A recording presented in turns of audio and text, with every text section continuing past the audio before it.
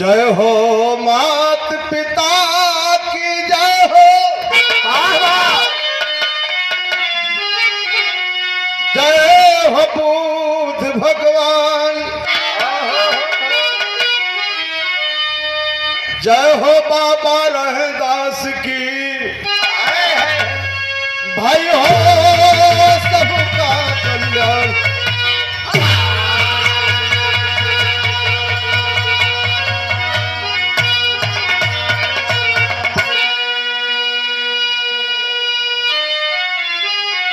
नमो नमो जय नमन करूं कर ज्वार, गुण गावत हूँ आपकी भाई कीर्ति जगत जरूर।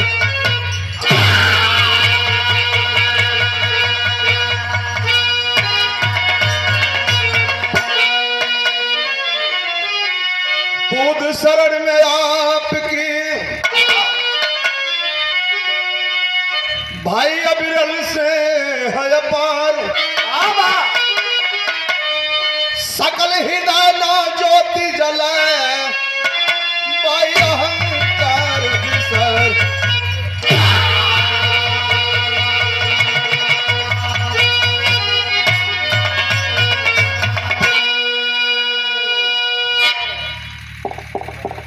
दाम्पत्य सूत्र बंधन के मधुर बेला पे पधारे हुए वराती पक्ष घराती पक्ष, सम्मानित बिरहा के श्रोता, पिता के तुल्य बुजुर्गों, नौजवान साथियों, प्यारे बच्चों, मंच पे मंचासीन हम सब कलाकार साथी जो बैठे हैं, मैं आप सबका स्वागत करता हूं। जो अगल बगल नीचे बैठे हैं, नाम लूंगा तो समय व्यतीत होगा, क्योंकि कलाकार के दरवाजे पे आए हैं तो बहुत नाम लेना कोई जरूरत नहीं, भूमिका नहीं बनाना है। अब कब तक युवा भूमिका कौन थोड़ा नाम ले ले, कितना नाम ले ले, कितना रुपया मिल जाए, ये एक आदत बड़ी बा। एक गौया बना कि गौयन के देख के जनता जाए लगते कहीं हमारा नौवा न ले ले, लुका के भगत ना बेइज्जत करत हवा कि ओकरे पास पैसा न हो तो के अपमान महसूस होता। तो कुछ लोग भाग रहे हैं, बिरहा की दशा हो गई है। खैर भागे तो गौयो पीछे ना छोड़िए। बहुत बहुत स्वागत है, वंदन है, अभिनंदन है। एक बाटल पानी कोई भाई मंच पे पहुंचा दे, हाँ केहू दयालु होखे तो इलो तो परेशानी बा। बहुत बहुत स्वागत। आज हम कलाकार के दरवाजे पे आए हैं, कलाकार के दरवाजे पे आए हैं। हमनी का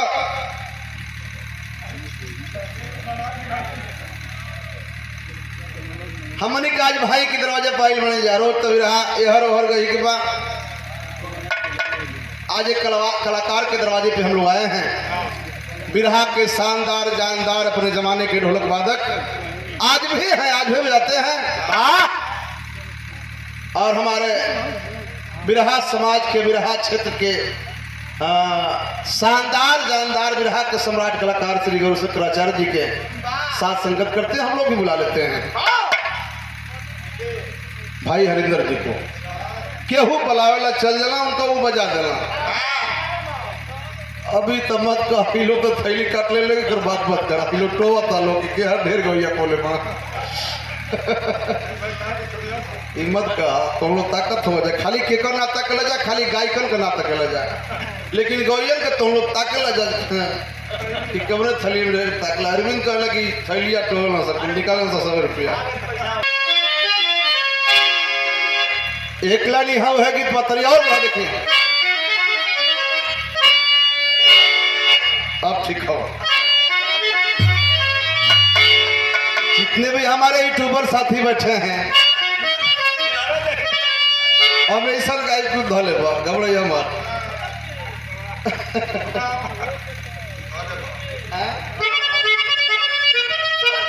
अब धुन का गए, अच्छा चले वो धुनिया गाए थे, वही पता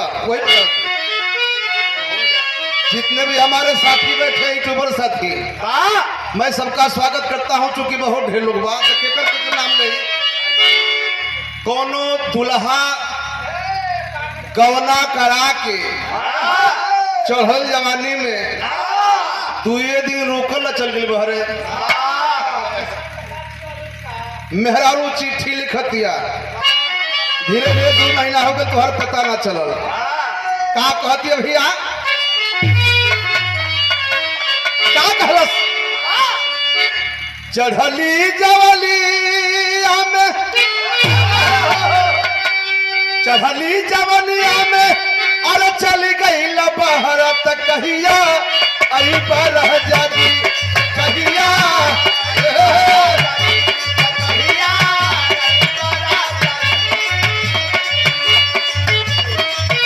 चढ़ली जवानिया में चली गई लबहर तक कहिया अही पर जाती कहिया अही पर माजा मारल चाहे दवरा तक कहिया अही पर जाती माजा मारल चाहे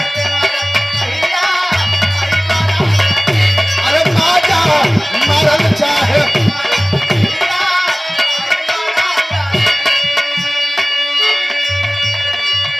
दस से 5 दिन रह के चल गई तो सुनो हमार दोस्त नहीं थे।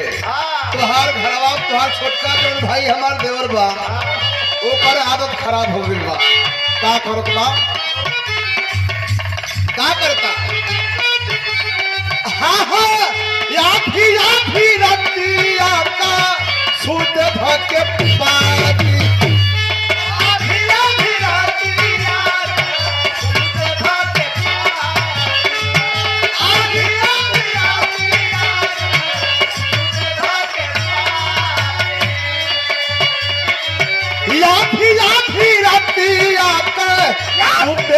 के पास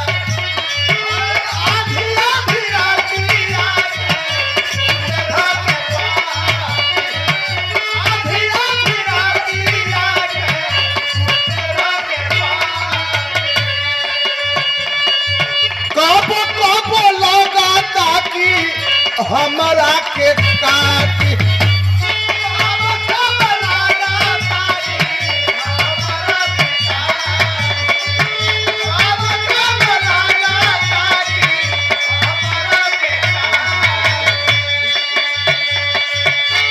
बहुजन समाज पार्टी या भी रतिया का सूत धके पिताजी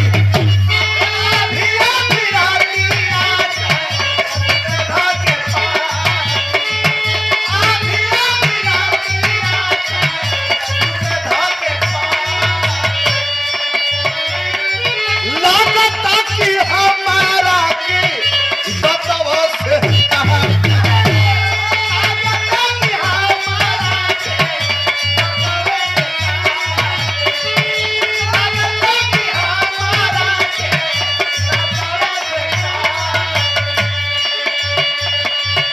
लाज नहीं आवत बाटे,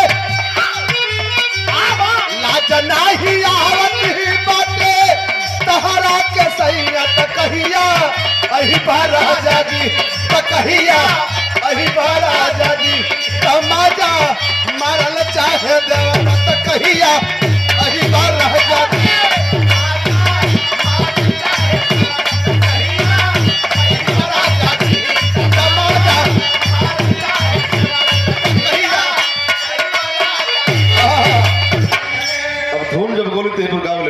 लगल है पर किया गया परम सम्मानित का करे तो चला ठीक है। तनी से हमारे हक के बा हमारे पाखंड के खिलाफ बा खोला बहु जा